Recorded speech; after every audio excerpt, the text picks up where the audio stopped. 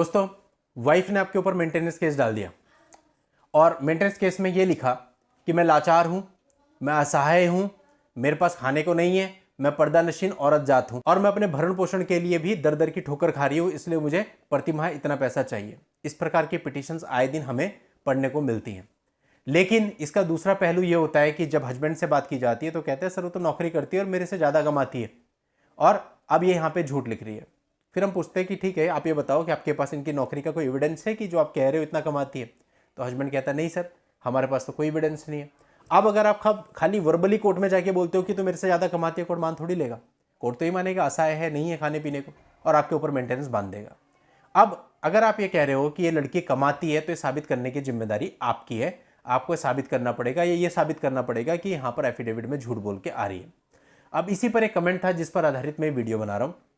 उस कमेंट में ये था कि सर आप मेंटेनेंस केस पे एक ऐसा वीडियो बनाइए जहाँ पे हमें पता होता है कि लड़की अर्निंग है, तो हम इस चीज़ को कैसे साबित करें, कैसे इस रिकॉर्ड को निकाल करके लेकर के आए। तो आज मैं इससे रिलेटेड आपको बहुत सारी चीज़ें बताने वाला हूँ, बहुत कुछ आपको इस वीडियो से सीखने को मिलेगा प्रैक्टिकली। आप इस वीडियो में आखिरी तक बने रहिएगा। अभी तक भी चैनल को सब्सक्राइब नहीं किया है तो फटाफट चैनल को सब्सक्राइब करके नोटिफिकेशन बेल पर जरूर क्लिक कर लें, क्योंकि इस चैनल पर इस प्रकार की चीज़ें, इस प्रकार की इन्फॉर्मेशन मैं निरंतर लाता रहता हूँ। देखिए दोस्तों, अब यहाँ मैं पॉइंट बाय पॉइंट समझाऊंगा कि आपको क्या क्या प्रॉब्लम फेस आ सकती है, क्या क्या चीज़ें आपके सामने आ सकती हैं। सबसे पहली चीज़, लड़की ने बोला है मैं असहाय हूँ। आपको पता है कि वो जॉब करती थी, लेकिन पहले करती थी, करंट टाइम पर उसने जॉब छोड़ी हुई है। तो ऐसे में जनरली कोर्ट इस बात को नहीं मानता। कोर्ट कहता है ठीक है, परिस्थितियां बदल गई, अभी नहीं करती है तो अभी तो उसका कोई सोर्स ऑफ अर्निंग नहीं है, तो ऐसे में आपके ऊपर कुछ ना कुछ मेंटेनेंस बांध दिया जाता है। दूसरी परिस्थिति होती है जहां आपको पता होता है कि वो आज के समय पे भी जॉब कर रही है और उसने अपनी जॉब को हाइड किया है। अब लेकिन आपके पास कोई पेपर नहीं है, कुछ नहीं है इसे साबित करने के लिए। अब आप क्या करें? देखिए, अब अगर आपको इतनी जानकारी मिल जाती है कि उसकी जो सैलरी है वो किस खाता संख्या में आती है, बस इतनी जानकारी आपके लिए पर्याप्त है। आप जब अपना एफिडेविट फाइल करेंगे इनकम एसेट्स का, रजनेश नेहा वाला, उससे पहले आप कोर्ट में 125 सीआरपीसी में एक एप्लीकेशन, एक प्रार्थना पत्र 91 सीआरपीसी का दीजिए। उसमें कोर्ट को यह बताइए कि इसने शपथ पत्र में यह बोला है कि मैं असहाय और बेरोजगार महिला हूं, लेकिन ये जो भी आपको पता है आप लिख दीजिए कि यहां पर काम करती है और इसे प्रति माह इतनी सैलरी आती है जो कि इस खाते में क्रेडिट होती है और इसलिए इसने जानबूझकर इस खाते की डिटेल कोर्ट में प्रोड्यूस नहीं की है। तो according to Rajneesh versus Neha पिछले 3 साल का बैंक स्टेटमेंट इसको कोर्ट में प्रोड्यूस करने के लिए निर्देशित किया जाए, और अगर ये फिर भी प्रोड्यूस नहीं करती है तो पर्टिकुलर बैंक को आदेशित किया जाए कि वो इस खाते की डिटेल कोर्ट में प्रोड्यूस करे। तो दोस्तों, यहां से वो फंस गई।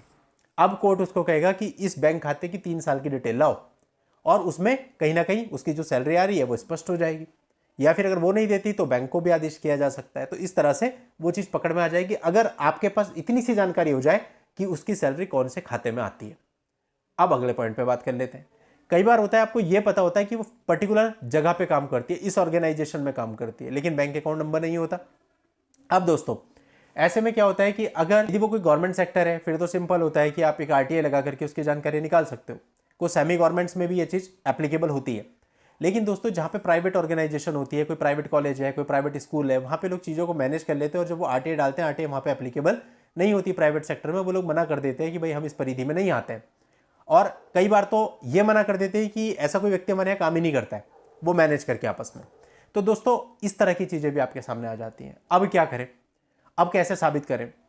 तो ऐसे में दोस्तों लगभग साबित करना नेक्स्ट इम्पॉसिबल है, क्योंकि अगर आप 91 सीआरपीसी की एप्लीकेशन में बोलते हो कि पर्टिकुलर कॉलेज या पर्टिकुलर स्कूल को आदेशित किया जाए कि उसकी जॉब डिटेल दे, तो वो स्कूल या कॉलेज या उसकी अथॉरिटी आकर के कह सकती है कि ऐसा कोई बंदा हमारे यहाँ पे काम नहीं करता है, तो आपकी चीज़ गलत साबित हो जाती है। तो ऐसे में बहुत बड़ी प्रॉब्लम है। ऐसे में लगभग आप नहीं निकाल सकते। जहाँ बिल्कुल बहुत छोटे प्राइवेट ऑर्गेनाइजेशन में काम कर रही है, जहाँ पे चीज़ों को मैनेज किया जा सकता है, तो वहाँ पर कोर्ट के आदेश होने पर भी वो जो कॉलेज या स्कूल है या ऐसी और कोई ऑर्गेनाइजेशन है वो लिख करके दे सकती है कि ऐसा कोई व्यक्ति हमारे यहाँ पे काम नहीं करता है। अब दोस्तों, ऐसे में कई बार ऐसा होता है कि लड़की अपनी आईटीआर फाइल करती है, लेकिन आपके पास उसकी कोई जानकारी नहीं होती है, तो ऐसे में आप आरटीआई लगा सकते हो। अभी मेरा एक केस था, उसी का रेफरेंस लेके बता रहा हूँ। आरटीआई लगाई गई तो इनकम टैक्स डिपार्टमेंट ने मना कर दिया कि व्यक्तिगत जानकारी हम नहीं दे सकते। लेकिन जब उस आरटीआई की अपील में पार्टी गई, अपील में पार्टी ने ये कहा कि भाई हमारा मैट्रिमोनियल विवाद चल रहा है, हम हस्बैंड वाइफ है, इतनी हमें जानकारी दी जा सकती है, तो वहां पर उनकी अपील को एडमिट करके आईटीआर की जानकारी इनकम टैक्स डिपार्टमेंट ने दे दी कि पिछले 3 सालों में इन्होंने कितने कितने का आईटीआर भरा है। तो यहाँ पर ऐसी स्थिति में अगर वो आईटीआर भरती है तो वो इस चीज़ से पकड़ी जा सकती है। दूसरा कोई रास्ता इसमें नहीं है। अब दोस्तों अगली चीज आपको ये फेस करनी पड़ सकती है, कई बार वाइफ की अर्निंग होती है लेकिन वो अपना कुछ कर रही होती है, लाइक उसका कोई पार्लर चल रहा है, उसका कोई कोचिंग इंस्टीट्यूट चल रहा है, या कुछ और वो काम कर रही है जिससे उसको बहुत अच्छा अर्न होता है, हो सकता है आपसे भी ज़्यादा, लेकिन आप इसको साबित कैसे करें? तो दोस्तों ऐसे में तो फिर एक ही तरीका होता है सच को कोर्ट के सामने लाने का, कि आप वहाँ पर खुद जाएं या किसी और को भेजें एज उसका कस्टमर बन के, और उसको कुछ फ़ी पे करके आप वो रिसीविंग ले लें जहाँ पर उसके साइन हो और सारी चीज़ें हो, जिससे पता चले कि हाँ भाई ये इस ऑर्गेनाइजेशन को रन करती है और इतना लगभग इसकी फ़ी है, या उससे व्हाट्सएप चैट पर उसका पैकेज है जो कुछ भी हो वो आप मालूम करवा लें। तो इतना भी अगर आपके पास आ जाएगा तो इससे साबित हो जाएगा कि हाँ भाई उसी के साइन है, तो उसको रिफ्यूज़ नहीं कर सकती, मेरे साइन नहीं है, और उसका कोई स्टैम्प पैड है या लेटर पैड है या रसीद है जिस पर उसने लिख के दिया था, उसको वो डिनाई नहीं कर पाएगी। इस तरह से भी आप कर सकते हैं। तो दोस्तों ये कुछ माध्यम है जहाँ लड़की जॉब में है, जहाँ लड़की प्राइवेट जॉब में है, गवर्नमेंट जॉब में है, या फिर अपना काम करती है। तो इन साधनों से आप उसकी डिटेल निकाल सकते हो, आपको पता चल सकता है कि उसकी अर्निंग लगभग कितनी है, और अगर आप कोर्ट में इसको साबित कर दे तो डेफिनेटली आपको मेंटेनेंस में राहत मिलेगा। आपको बाकी किसी भी चीज़ पे फोकस करने की जरूरत नहीं। हम फोकस करते हैं कि वो बोल रही है, झूठ बोल रही है, उसके लिए तो आप सिंपल है अपने रिप्लाई में लिख दो कि झूठ बोल रही है, बात खत्म। ठीक है, वो साबित करने की जिम्मेदारी उसकी, अगर वो लिखती है मारा पीटा धक्का दिया जो भी किया, वो साबित नहीं हो पाएगा क्योंकि अगर झूठ लिखा है तो आपको उसमें ज़्यादा एक्सप्लेनेशन डालने की जरूरत नहीं है, उसको आप सिंपल डिनाई कर सकते हो। आपका मेन जो फोकस होता है मेंटेनेंस केस में वो इस बात पे रहना चाहिए कि आप किसी तरह से उसकी अर्निंग साबित करो, बस। बाकी किसी भी चीज़ पे आपको फोकस ज़्यादा नहीं करना है, और आपको जो रिलीफ मिलेगा वो इसी पॉइंट से मिलेगा, बाकी कोई भी पॉइंट आपको कोई रिलीफ नहीं देगा। जैसे 26 सितंबर का मैंने एक जजमेंट डाला था ना, आप लोग को याद होगा, वहाँ लड़की का इंटरिम मेंटेनेंस 30,000 बंधा हुआ था, लेकिन जब क्रॉस किया गया तो क्रॉस में लड़की से यह निकलवा लिया गया कि 25,000 रुपये पर मंथ लड़की की अर्निंग है, और वो जो मेंटेनेंस था वो 30,000 रुपये से घट के कोर्ट ने 5,000 रुपये कर दिया। तो दोस्तों फोकस कहाँ किया गया?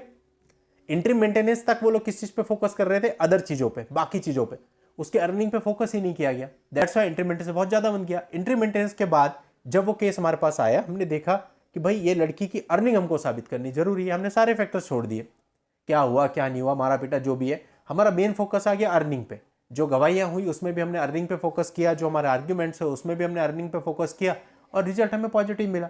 तो वही चीज है, उसी तरीके से आपको अपना रिजल्ट अगर पॉजिटिव करना है तो उसकी अर्निंग पर फोकस करके कोर्ट को यह कन्विंस करें कि आज के समय कुछ कमाती है, ये झूठ बोल रही है और ये अपना भरण पोषण करने में सक्षम है। दोस्तों उम्मीद करता हूं आपको पूरी बात समझ में आ गई होगी। आज की इस वीडियो में इतना ही। नेक्स्ट वीडियो में नई जानकारी के साथ मैं आपसे फिर मिलता हूं। तब तक के लिए goodbye and thank you for watching. Take care.